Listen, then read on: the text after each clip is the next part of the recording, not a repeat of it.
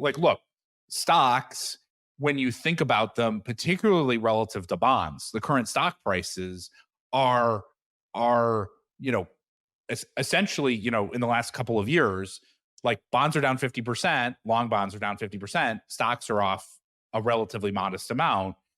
The only way that that works is if people expect earnings to be a lot higher uh, as a function of that. And so I think there's a couple of different triangulations here where the market pricing is certainly pointing us to a world where the people who are buying the marginal S&P 500 contract think that earnings, like the only way to solve why they're buying it is that they think that earnings are going to be more elevated than are going to continue to grow at a relatively healthy clip. Yes, you price first, narrative second, always.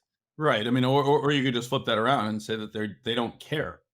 Right. I mean, who at Vanguard is actually choosing to buy based on earnings expectations? Now that I agree with, which is what non-economic flows are what create market opportunities. I totally agree with you on that.